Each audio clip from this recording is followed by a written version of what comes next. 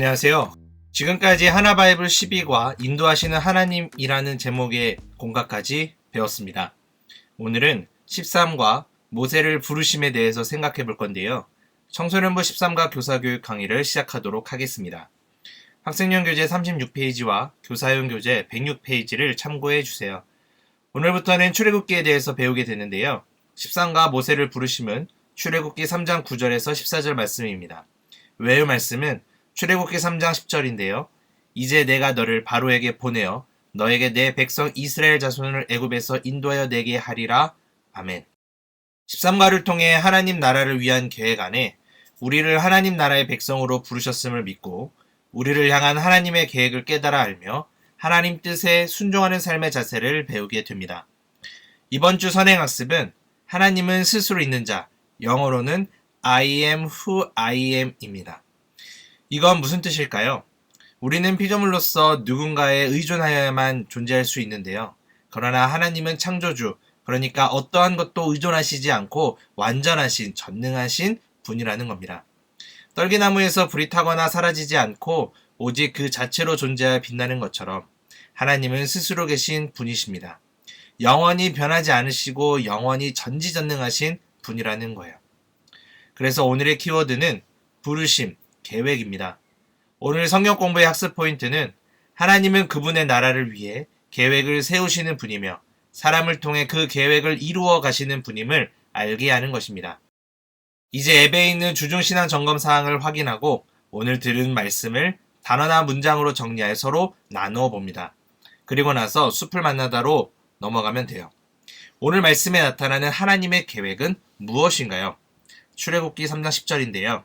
이제 내가 너를 바로에게 보내어 너에게 내 백성 이스라엘 자손을 애굽에서 인도하여 내게 하리라. 그러니까요. 하나님은 고통 중에 있던 이스라엘 백성을 구원하시고 그들에게 자유를 허락하실 계획을 세우셨습니다. 모세 앞에 나타나신 하나님은 이제부터 모세를 사용하여 하실 일을 천명하세요. 하나님이 모세에게 이스라엘 자손을 애굽에서 인도해 내라고 명령하신 겁니다. 스스로 있는 분이신 하나님이 이스라엘 자손을 구원하시기 위해 모세를 부르시는 현장입니다. 하나님은 구원 사역을 위해 언제나 사람을 대리자로 세우세요. 이스라엘 백성을 향해 구원의 계획을 세우신 하나님이 모세를 부르셨듯 우리 또한 부르셨음을 더 알아보도록 합니다. 이제 나무를 보다 영상을 통해 말씀을 현실에 적용할 건데요. 프라모델은 매우 복잡하고 다양한 부품의 조합으로 구성됩니다. 그 과정은 섬세함을 요구하며 까다로운 일이기도 한데요. 하지만 매뉴얼의 안내에 따르다 보면 프라모델 작품을 완성할 수 있습니다. 하나님은 분명한 계획 아래 일하시는 분입니다. 그분은 먼저 우리를 부르시고 하나님 나라를 위해 어떻게 살아가야 할지를 말씀해 주세요. 하나님의 계획에 부름받은 우리는 나를 통해 일하시는 하나님을 기대하며 내가 속한 가정과 학교, 학원, 교회 등 모든 자리에서 하나님 나라를 만들어가는 백성으로 살아야 함을 기억하세요. 결국 우리를 향하신 하나님의 계획이 반드시 있다는 것을 짚어주시면 좋겠습니다. 이제 열매를 맺다 질문을 통해 모세를 부르심에 대해서 좀 더 생각해 보도록 하겠습니다. 우선 13과 해설을 살펴보겠습니다. 4단원에서 6단원은 출애굽기부터 신명기까지의 내용입니다. 하나님이 모세를 통해 말씀하신 언약을 중심으로 다룰 건데요. 4단원의 시작인 13과는 출애굽기 3장으로 하나님이 모세를 부르시는 장면입니다. 특히 여기서 우리가 주목할 점은 모세에게 여호와 나는 스스로 있는 자라고 하신 말씀입니다. 이 이름에는 하나님의 영원하심과 유일하심, 전능하심이 드러납니다. 즉 하나님은 대대로 택한 자들 속에 역사하시고 자존하시는 전능자이라는 거죠. 스스로 있는 자이시기에 이스라엘을 출애굽시키시며 가나안 땅을 허락하시고 종국으로 하나님 나라를 회복하십니다. 그렇다면 우리는 학생들에게 우리를 부르신 하나님이 어떤 분이신지 강조할 필요가 있다는 거예요. 곧 모든 것을 이루어 가실 여호와 하나님이라는 사실입니다. 그 전능하신 하나님이 위대하고 놀라운 계획을 가지고 모세를 부르셨듯이 오늘 우리도 동일하게 부르십니다. 우리는 이 부르심 앞에서 하나님이 원하시는 역할이 무엇인지 깨닫고 삶 가운데서 잘 감당해야 할 것입니다. 첫 번째 질문을 함께 나누어 보겠습니다. 하나님이 모세에게 하나님의 이름을 가르쳐 주신 이유는 무엇일까요? 모세에게 하나님의 이름을 가르쳐주며 하나님이 어떠한 분인지 다시 생각해 보게 하시고 하나님을 신뢰하도록 하셨습니다. 모세가 품은 두려움을 떨쳐낼 수 있도록 도우시기 위해서였죠. 분명한 것은 우리가 선 모든 자리마다 하나님이 우리와 함께해 주신다는 거예요. 두 번째 질문이에요. 하나님이 모세에게 하셨듯이 우리에게도 하나님 나라의 계획을 맡기신다면 어떨 것 같나요?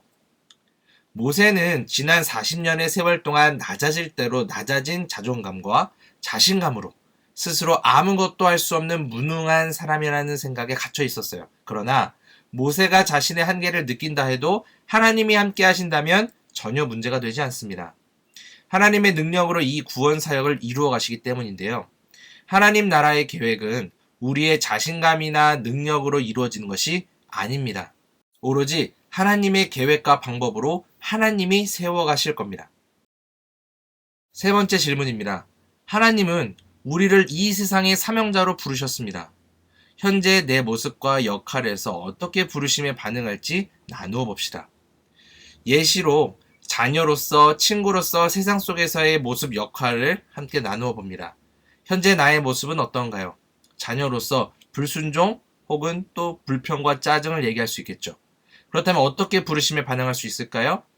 부모님 말씀에 순종함으로 하나님의 자녀다운 모습을 드러낸다. 또 늘 감사하는 마음을 가진다. 이렇게 반응을 할 수 있겠죠. 친구로서 불신자와 동일한 일상, 나 중심의 삶.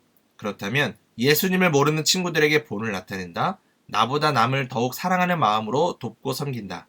세상 속에서 게으름과 중독, 부정의 언어 및 비속어를 사용한다면 학교에서 학생의 본분을 다해 열심히 공부하고 부정적인 언어를 줄이고 선한 말로 상대방을 위로하는 것으로 이렇게 나눠볼 수 있겠습니다. 그러나 중요한 것은 윤리적인 인간을 만들어가는 것이 교육의 목표는 아닙니다.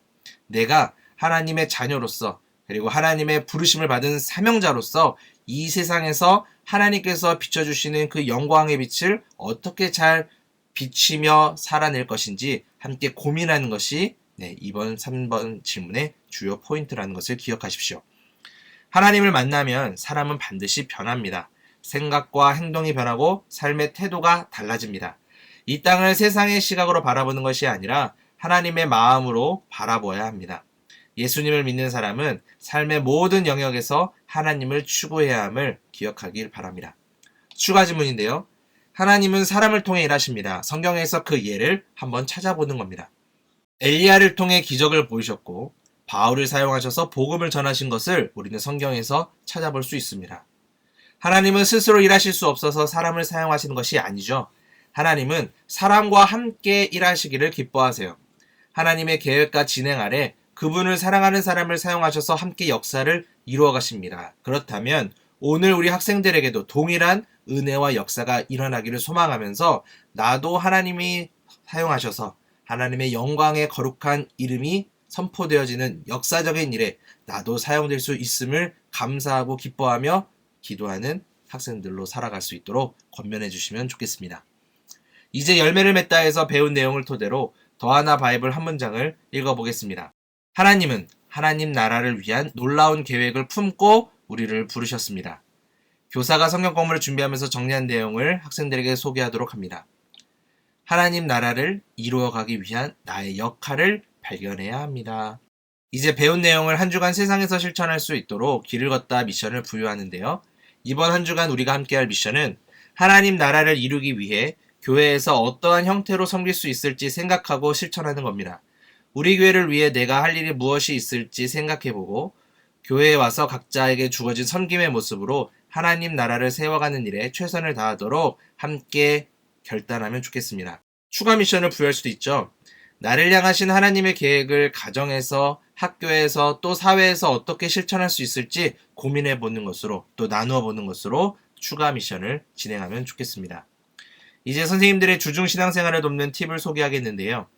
13과의 길을 걷다는 교회에서 봉사하는 내용이기에 가능하면 분반 모임을 마친 후 바로 실천할 수 있도록 하면 좋겠습니다. 분반 모임을 마친 직후와 매주 주일에 실천 가능한 일로 격려해 주세요. 단지 봉사가 목적이 아닌 교회를 섬기며 신앙이 성장하고 공동체 안에서 좋은 관계를 형성하는 기회가 되도록 도와주면 좋겠습니다. 이로써 13과 모세를 부르심 내용을 살펴보았는데요. 함께 기도하고 마치도록 하겠습니다. 우리를 불러주신 사랑의 하나님 아버지, 오늘도 함께 모여 하나님의 말씀을 나눌 수 있게 해주심에 감사합니다. 한 주간을 살아가는 동안에 우리 삶의 모든 자리에서 하나님의 뜻을 깨달아 알게 해주세요. 하나님의 자녀답게 살아감으로 하나님 나라를 세워가는 저희 모두가 되도록 인도해 주세요. 때론 하나님이 인도해 주시는 것을 알면서도 불확실한 미래 때문에 걱정스럽습니다.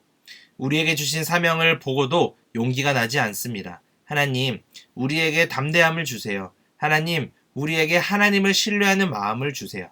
우리를 통해 일하실 주님을 기대합니다. 예수님의 이름으로 기도합니다. 아멘.